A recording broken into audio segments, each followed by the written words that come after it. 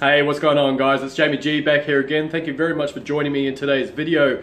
Influencer marketing, it's getting some massive ROIs for a lot of people online, but the question remains, how do you know if the IG influencers have real followers? There's a couple of things I can show you that will help you out and make sure that you're investing your money with the proper influencers. Stick around, I'll see you guys on the inside.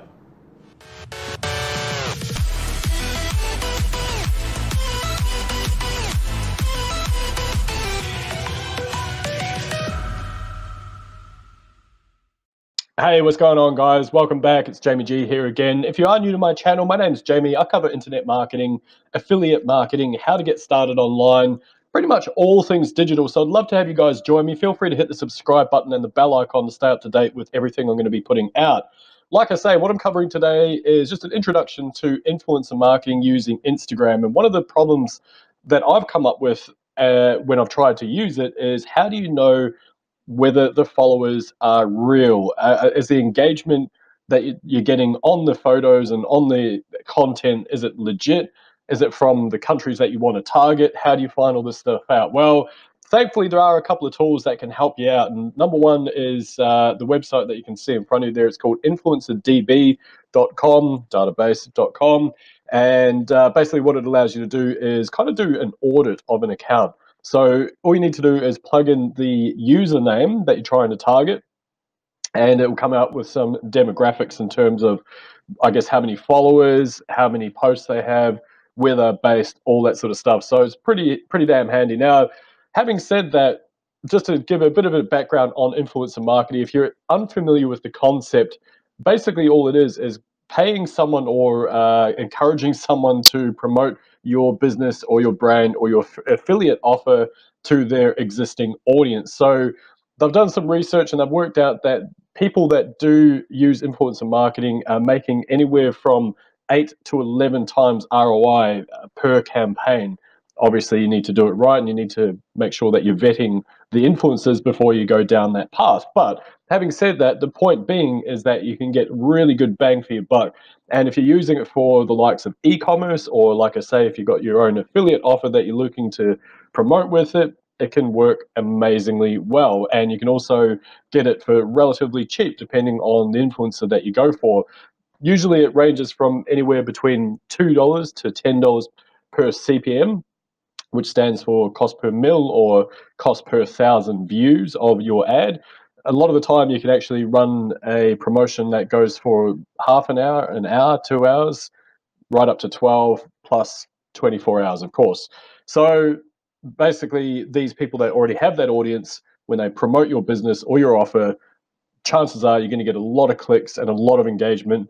And it is something that still, realistically, it's in its infancy. So it is going to grow. And a lot of big brands are now starting to jump on this trend as well, which means that if you're using it or you're not using it as part of your business, I do suggest you start looking into it, because it's a great way to expand your brand and your business. Anyway, I digress. We're back on to Influencer DB, and I'm just going to go down and have a look through some of the stuff here. Now, little disclaimer here, I just picked a random account. There was no reason at all why I did this. I just picked a random name because I'm in the IM niche. So obviously I thought it might be interesting to find influencers that are in this niche as well. And as you can see, it gives a bit of a scope as to the rankings, how it ranks, I guess, worldwide in the English-speaking countries, how it ranks in terms of the overall fashion brands, because this is the category, if you recall at the top there, fashion, there we go. So it ranks in the top 74,000, which I don't know if that's good or not, to be honest. But here's where I find it really interesting. It's dropped followers from 74,600 down to 73.8-ish, give or take. Which, I mean, in the grand scheme of things, it's not huge, but you have to kind of question, why are they losing followers? Are these accounts that are getting banned, or are they people just naturally going through and unfollowing this particular account because they don't want to be part of it anymore? They don't want to see that content. Me personally, I have my suspicions, because I just feel that this drop-off, it's just so consistent, which then would indicate to me that for whatever reason, the brand and the account is losing traction over time. So I would be a little bit cautious about that. And it also looks like they probably haven't done anything much by the looks of that. I mean, you can't see any data there. So, yeah, probably means that there's not a huge amount of stuff going on this particular account. But here's where it gets interesting. They automatically put in similar fashion related brands there just so you can have a look through. Now, what do I do with this information? Yeah, and like I say, they're losing followers, which is really interesting. They're not gaining, whereas other competing accounts are gaining. They're losing 1.1% per day, which is again, like I say, really, really fascinating. Now, this is obviously the free version of this. You can update to get a pro version, but it's not necessarily if you're just starting out. But that just gives you a bit of an overview, and then obviously you can go and view them on Instagram as well. Now, the second site that I wanted to direct your attention to is something called igaudit.io. Now, this one's free and it's a very, very basic site. All you need to do is put in the username and it will come out with that information. Now, it does take a little while to search, so I'm not going to actually do this in real time just to save on you guys sitting there getting bored. But anyway, what this estimates is how many of the followers are legitimate, how many are real. And this estimates roughly about 60% of them are real followers. So what that means is that if you were to pay this particular account for a shout out, then there's only roughly about 60% of their 70, what have they got, 74,000 followers that are real.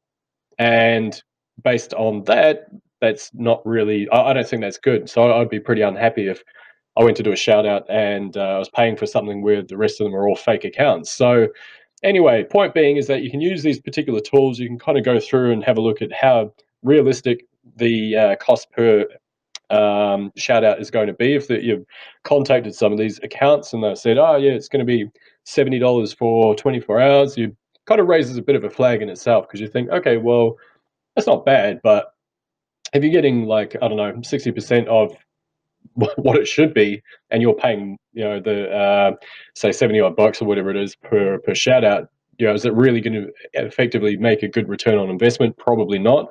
So that's just two little tools that you can go and use to make sure that what you're doing, what you're putting out there, is going to get the best bang for your buck. So if you haven't had a look at influencer marketing, I'm going to leave a couple of links below. I've also made good use of YouTube influencer marketing as well through a couple of e-commerce sites and whatnot. So check those out. Look, let me know what you think. Do you do influencer marketing yourself?